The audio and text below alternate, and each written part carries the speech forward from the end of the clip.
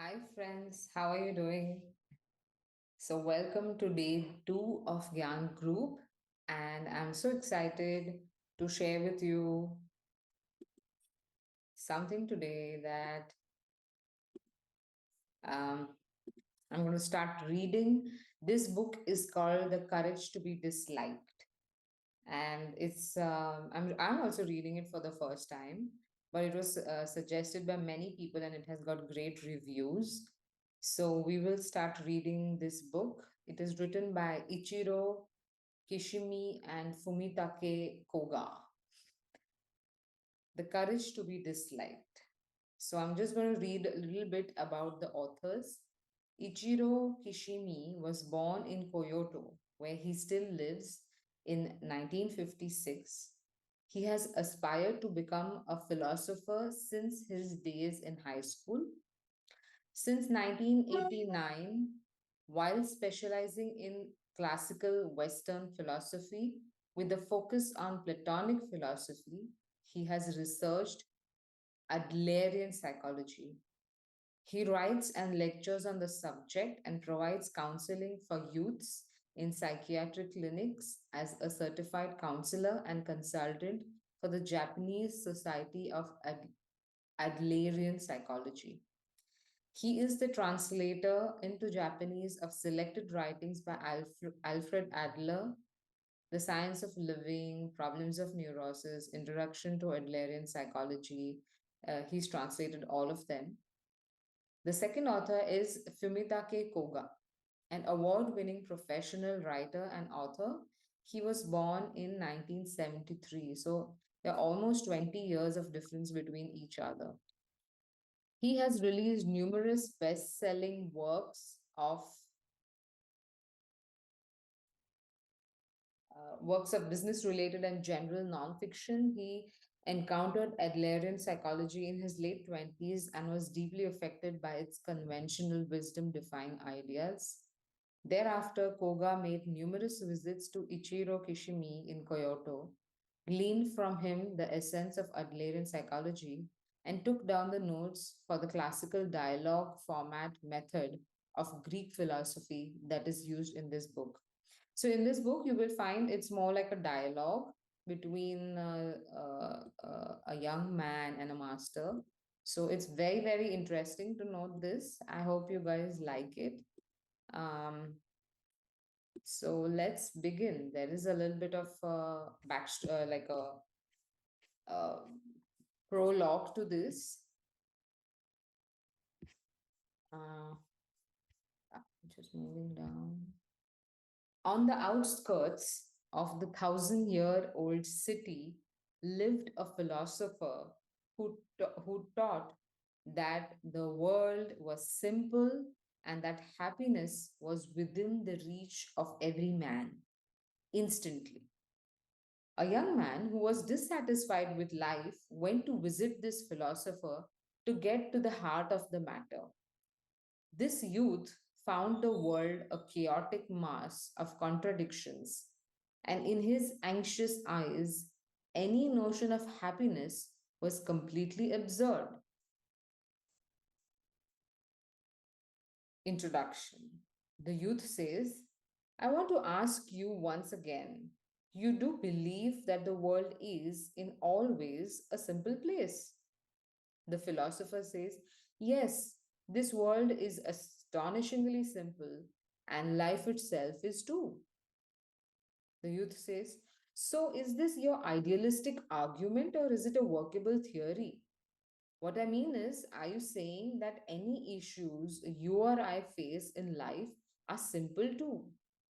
The philosopher says, yes, of course. All right, then, the youth says, but let me explain why I have come to visit you today. Firstly, I want to debate this with you until I'm satisfied, and then, if possible, I want to get you to retract this theory. Ha ha ha, the philosopher laughs. The youth says, because I have heard all about your reputation. The word is that there is an eccentric philosopher living here whose teachings and arguments are hard to ignore, namely, that people can change, that the world is simple, and that everyone can be happy. That is the sort of thing I have heard, but I find that view totally unacceptable. So I wanted to confirm things for myself. If I find anything you say completely off, I will point it out and then correct you. But will you find that annoying? The philosopher says, no, I would welcome the opportunity. I have been hoping to hear from a young person just like you and to learn as much as possible from what you can tell me. The youth says, thanks. I do not intend to dismiss you out of hand. I will take your views into consideration and then look at the possibilities that present themselves. The world is simple and life is simple too. If there is anything in this thesis that might contain truth, it would be life from a child's point of view. Children do not have any obvious duties like paying taxes, or going to work. They are protected by their parents and society and can spend days free from care. They can imagine a future that goes on forever and whatever they want. They do not have to see grim reality, they are blindfolded. So to them, the world must have a simple form. However, as a child matures to adulthood, the world reveals its true nature. Very shortly, the child will know how things really are and what he is really allowed to do. His opinion will alter, and all he will see is impossibility. His romantic view will end and be replaced by cruel realism. The philosopher says, I see, this is an interesting view. The youth says, that's not all. Once grown up, the child will get entangled in all kinds of complicated relationships with people and have all kinds of responsibilities thrust upon him. That is how life will be, both at work and at home, and in any role he assumes in public life. It goes without saying that he will become aware of the various issues in society that he couldn't understand as a child, including discrimination, war, and inequality, and he will not be able to ignore them. Am I wrong? The philosopher says, it sounds fine to me. Please continue. Well, if we are, says the youth, if we are still living at a time when religion held sway, salvation might be an option because the teachings of the divine were everything to us. All we had to do was obey them and consequently have little to think about. But religion has lost its power, and now there is no real belief in God. With nothing to rely on, everyone is filled with anxiety and doubt. Everyone is living for themselves. This is how society is today. So please tell me, given these realities and in the light of what I have said, can you still say the world is simple? The philosopher says, there is no change in what I say. The world is simple and life is simple too. The youth says, how? Anyone can see that it's a chaotic mass of contradictions. Philosopher says, that is not because the world is complicated. It is because you are making the world complicated. I am? Asked the youth. Philosopher says, none of us live in an objective world, but instead in a subjective world that we ourselves have given meaning to. The world you see is different from the one I see, and it's impossible to share your world with anyone else.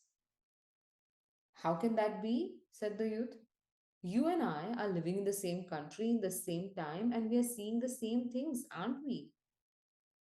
The philosopher says, you look rather young to me. But have you ever drunk well water that has just been drawn? The youth says, well water? It was a long time ago, but there was a well at my grandmother's house in the countryside. I remember enjoying the fresh, cold water drawn from that well on a hot summer's day.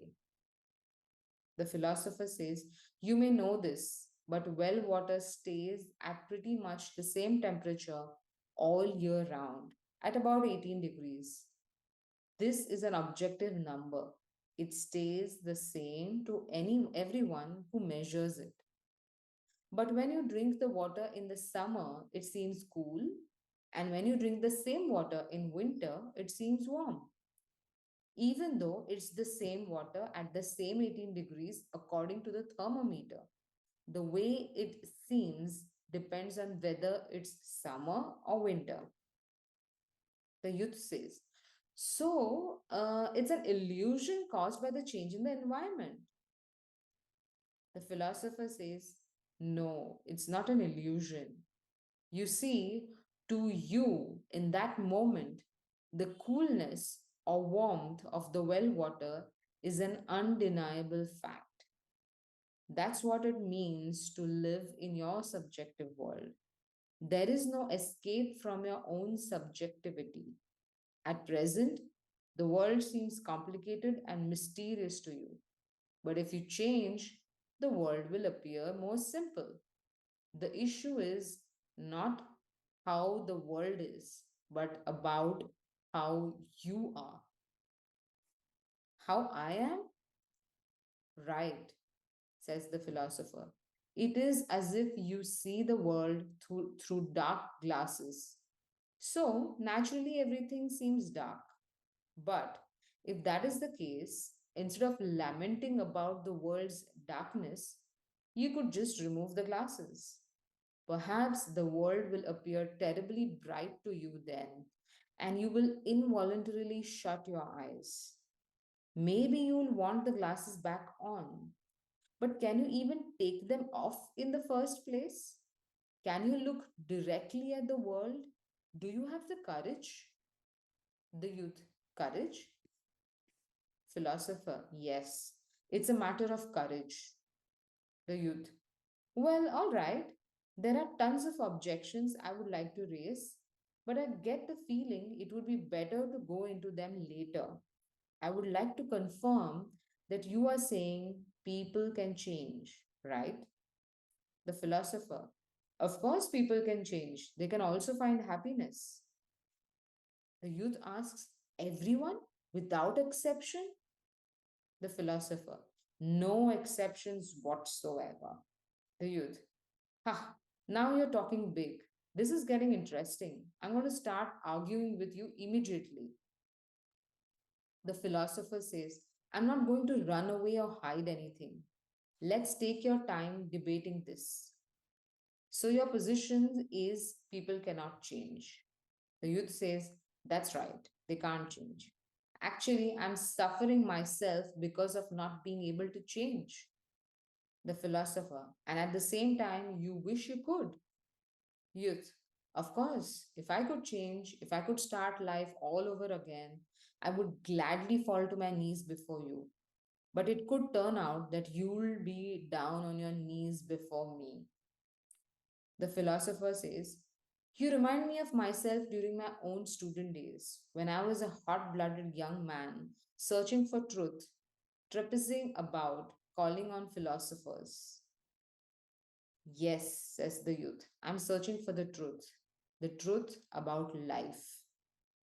The philosopher says, I have never felt the need to take in disciples and never done so. However, since becoming a student of Greek philosophy and then coming into contact with another philosophy, I've been waiting for a long time for a visit from a young person like you. Another philosophy? What would that be? My study is just over there. Go into it. It's going to be a long night. I will go and make some hot coffee, says the philosopher. The next chapter is called The First Night, which we will talk about tomorrow.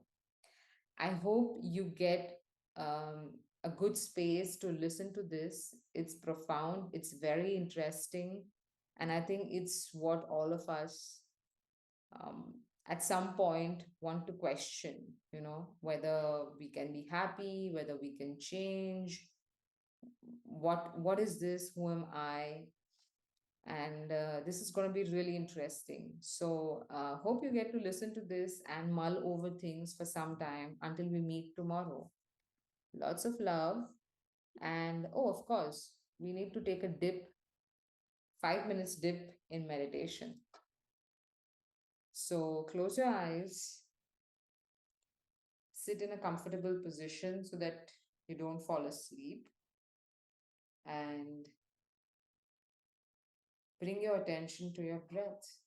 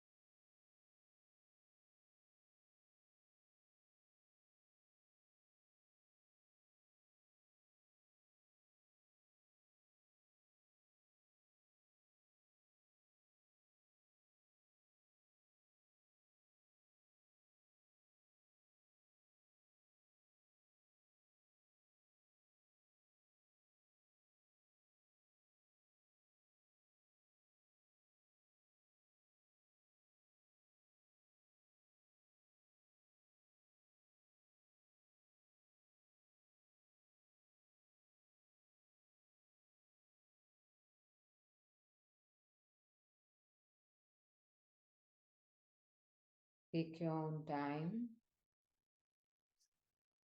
If you feel like you can rub your palms, bring them over your eyes and face,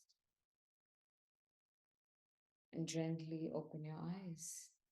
Welcome back. Great. So, see you all tomorrow and have a good day, good evening, good night. Lots of love. Bye bye.